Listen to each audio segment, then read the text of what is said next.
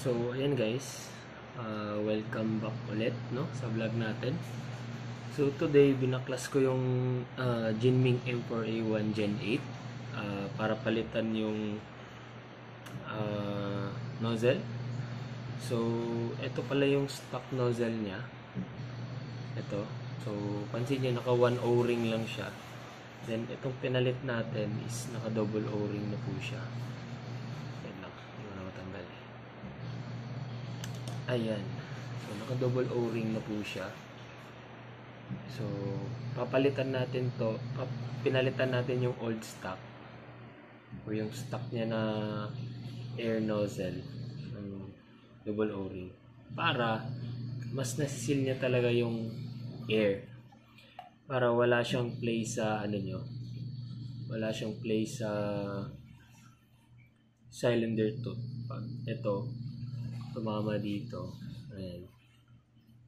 So, sikip na sikip. Wait lang. Okay.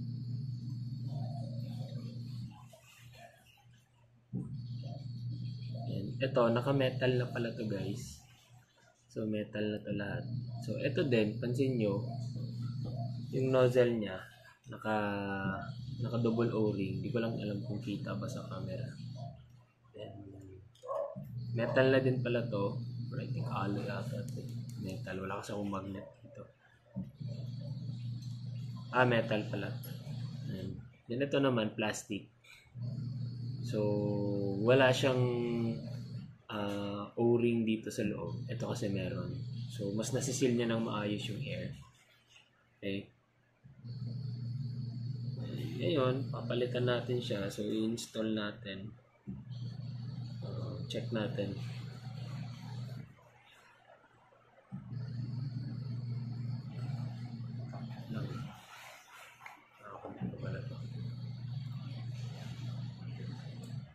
Uy. So, lagyan muna natin ng grasa. So, yung grasa na ginagamit ko guys is yung grasa ko sa bike. So, yung Mud Crank na brand. Butter. Subok ko na kasi ito. Tsaka heat resistance po siya. Para in case na yung may mga tubig, kasi yung mga gel blaster gawa sa tubig yun, o binababad sa tubig, at least hindi siya kinakalawang pag ano.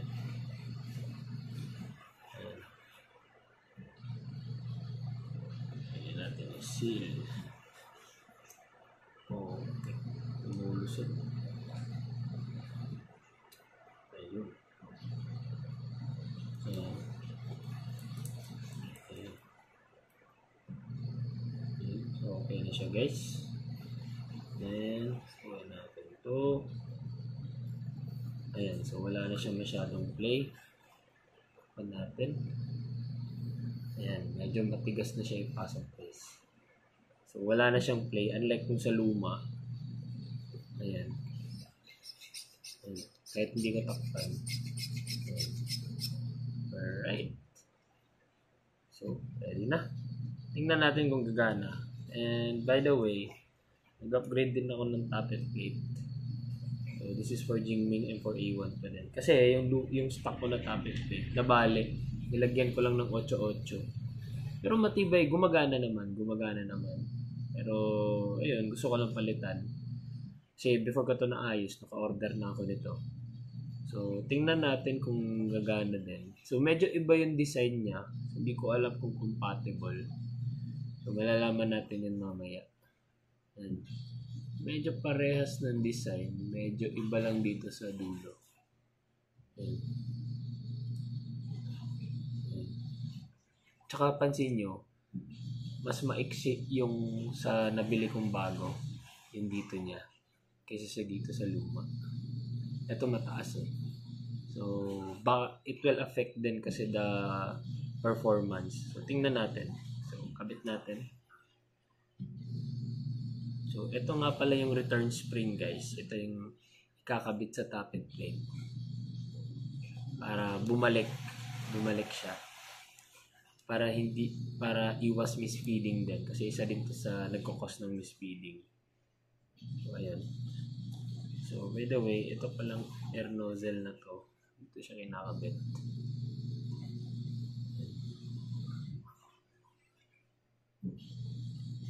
Medyo maluwag siya, pero okay lang. Unlike dito sa stock.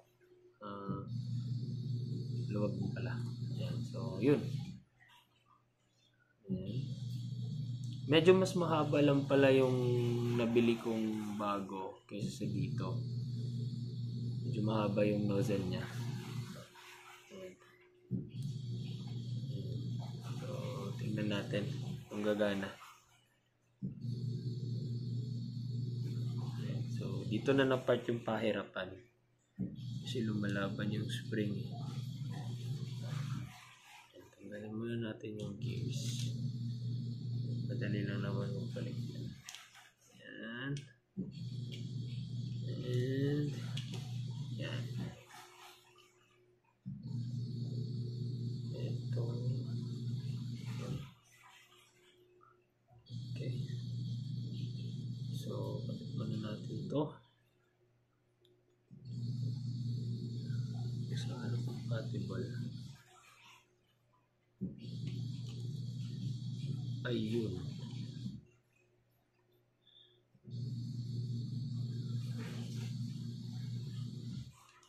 Ayan. Ayan.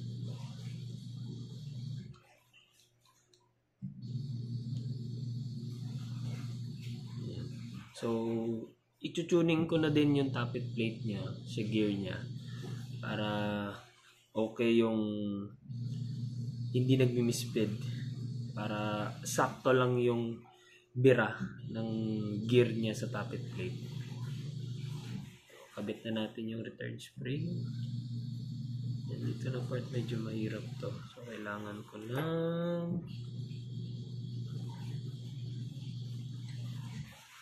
allen. Ng allen key. Ayan.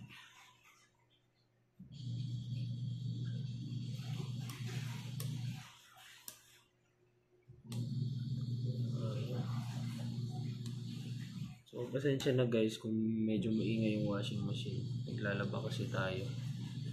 Ayan, napasok na yung return spring. Ayan.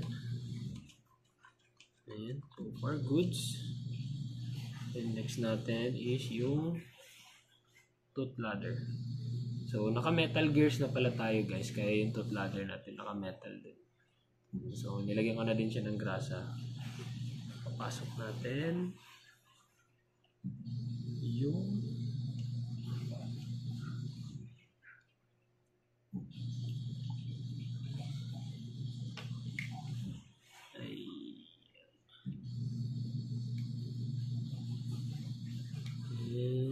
itutune natin yung gear. And dapat kumagat yun. Dapat nakakagat. Alright, yan na yan. Yan lang. So, assemble na natin ulit. So, medyo magulo lang yung wiring natin guys. So, di ko lang sure kung malakas ba yung mic natin. Kasi cellphone lang kasi ng mic gamit natin. So, ibabalik na natin yung ito. Ito yung stopper. Stopper ng gear. Ayan. Papagitan natin.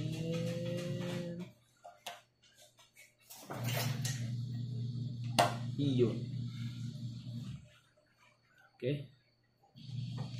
So far, so good.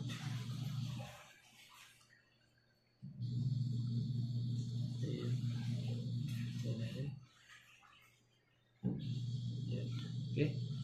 So next is yung cover. Kakabit na natin yung cover. Dahan-dahan lang. So baka matanggalan naman yung gears.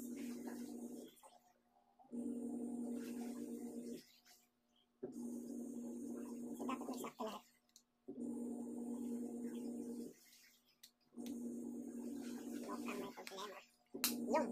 Ayan, so pasok lahat ng pin ng mga gears.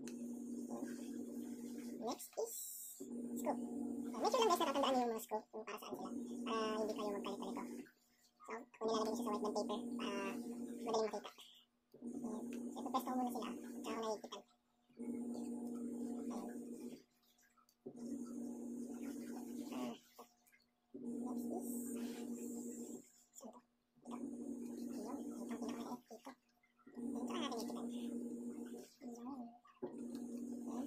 Huwag masyadong mahigpit guys, kasi kusa naman naglalak yan. Ayan, para hindi din kayo mahirapan sa pagtanggal. Tsaka iwas ano na din, iwas loose screw. Iwas loose ng screw. Baka mabungay. Ayan. Okay.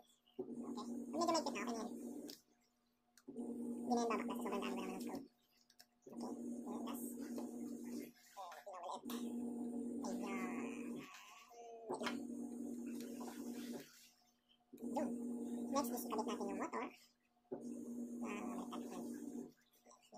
So, yung motor ko stock parts pa din. Hindi ko na pinalitan. Pati yung gear ratio ko stock pa din. Hindi ko na pinalitan. Then, yung last test namin ng FPS nito sa Chrono, umabot siya ng 290. Pero gamit yung 11.1 volts. Pero nung sa 7.4 volts stock natin, umabot siya ng 270. 270. Ayan. So, next is screw na natin yung battery. Kasi ito-test natin siya nung nakaganito lang.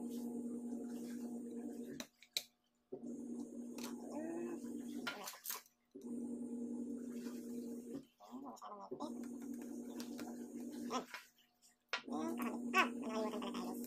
Yan, sinapalit na lagay yung barrel. So, unscrew dito na side. Unscrew dito na side.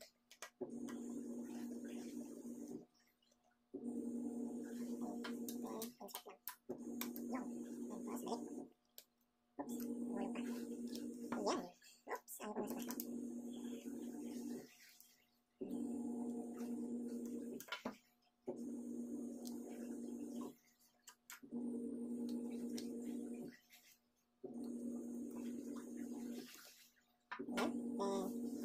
Huwag kakalimutan yung mainspring. So, ganito lang.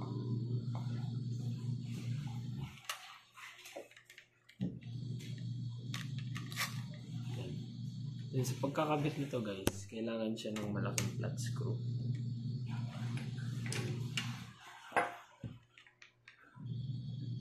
Pero, ito, minsan ginagamitan ko lang ng kamay. Oh. Then, yun. So, yan. Yan. Then, test fire natin. Kukuha lang ako ng bala guys. Tsaka yung battery. So, yan. Fishnet yung gamit natin para masala talaga yung tubig. Ayan. Para, basa-basa pa. Dito na lang. Yan. Ayan, ito yung battery niya. 7.4 na stock battery. So, naka-SM plug pa pala to guys. So, check muna natin kung gumagana yung gears before natin lagyan ng bala. Next is trigger. Naku po.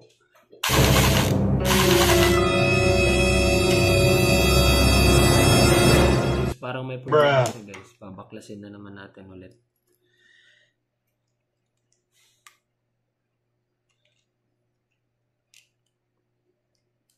So, nasan kaya yung problema?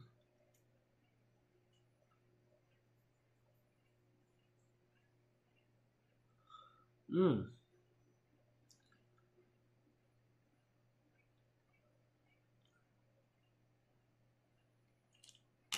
lang. Hindi siya nagpe-play ng maayos. Wala namang problema dito guys.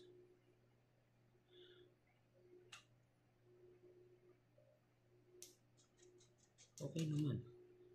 So baka hindi lang kumakagat to ng maayos. Mali ata pagkalagay ko ng ano. Yung tooth. Ayan, tooth to. Tooth.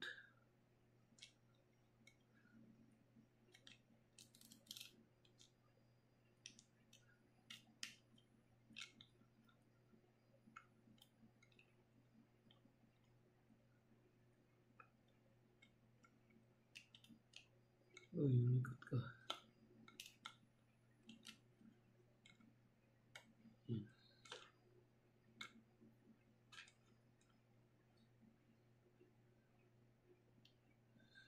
Wala namang problema. Wala namang natanggal dito.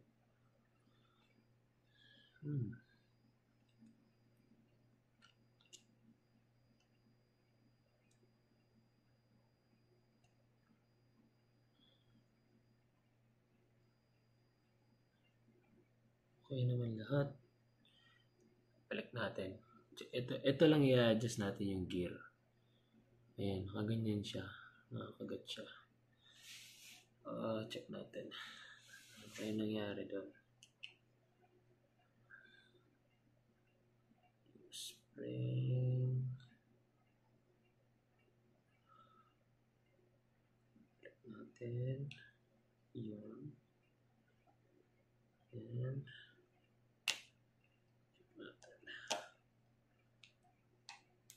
Oh.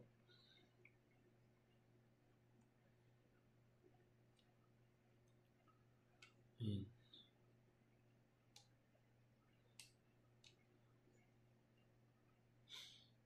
So, okay naman lahat. Wala naman mabali ulit. Okay naman. Naka-align naman. Ayan. Naka-align naman to. Ulit. Assemble natin ulit. Oops. Muntik na. Hindi ko na-unplug yung battery. Katangahan. Ulit natin. Dahan-dahan. Next is... Yan yung pinakamalaking flat screw. Yun. Then, check natin ulit. Saksak sa battery. Then, yun! Hindi lang na-align yung tooth ladder kanina, guys. Pansin ko sa tunog niya, parang lumakas talaga. So, ngayon, tingnan natin kung nag-feed siya. Yan. So, ganyanin natin para yung bala hindi mahulog, syempre. So, lagyan muna natin ng isa. Natin. Yung speed. It was at this moment that he knew. He fucked up.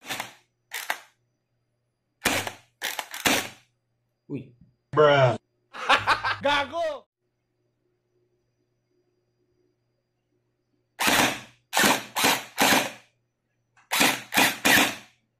Ano yun? Parang may umusok kanina. Parang nag-contact ata. Yun, may umusok guys. Kita niyo yun? Check natin ulit. So, wala nang bala. Tumira siya. Di ko alam saan.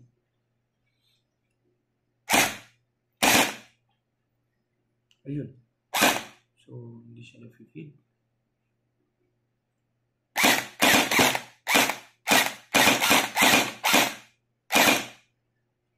Ayun. Pero kung nag-contact lang yung sa wire, kaya siya umusok. Dinudurog niya yung ano guys, bala sa sobrang lakas.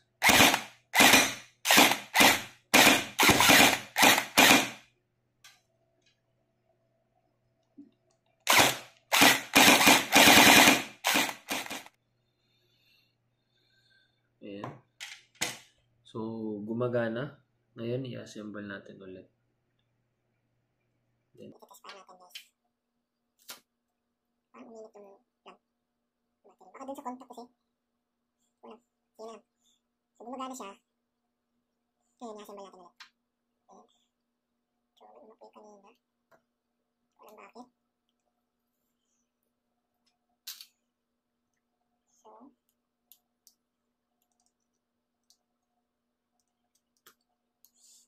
may sunog. Ano nangyari dun? Ayan.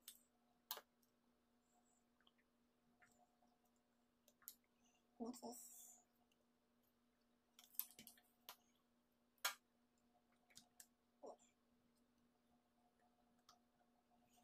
okay.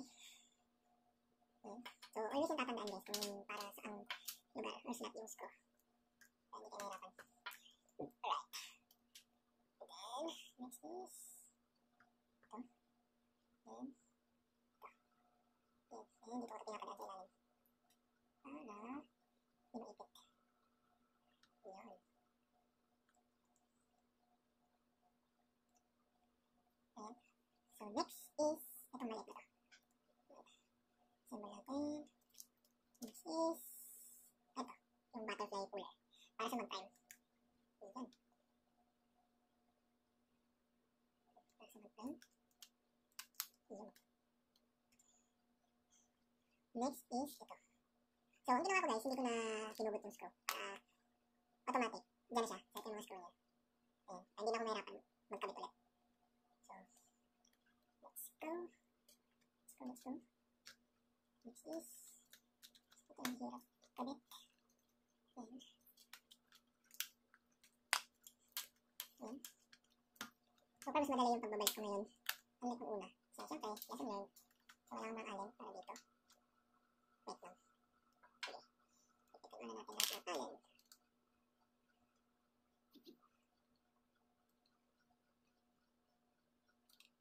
And inside. And get it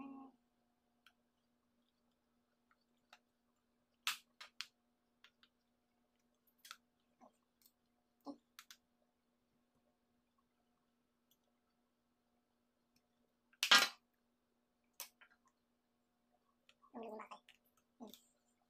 Next is ano ba ito? Check natin yung gold. Ayan, hindi naman nahulog. Next is itong star screw.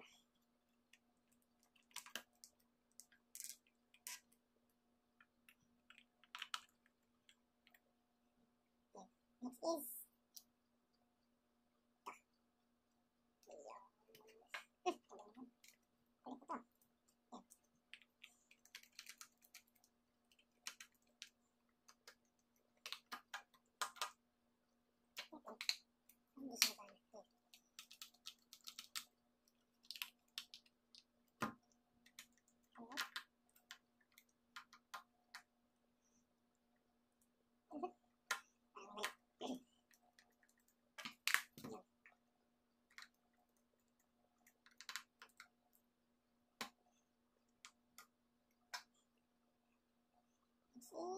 try natin ulit.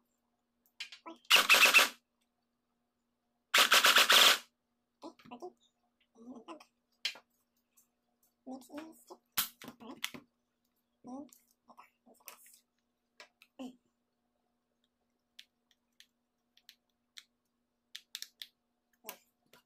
Next is yung sa hagasin, spring, and screw.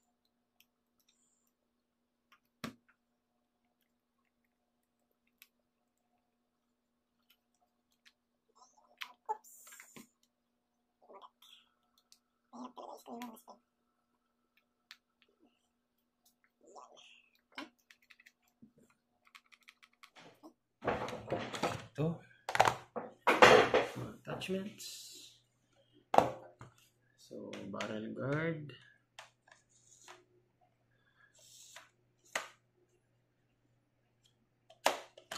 Yan. Next, buttstock.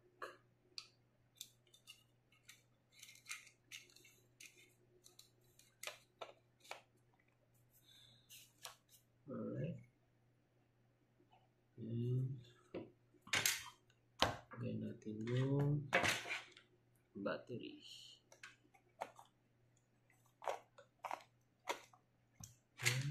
And plug. Plug and play. Oops, baliktad. Yan. So,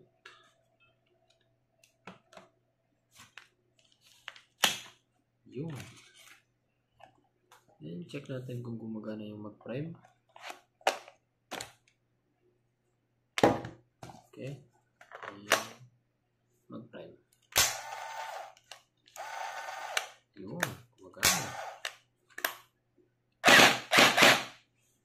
Then, task fire tayo.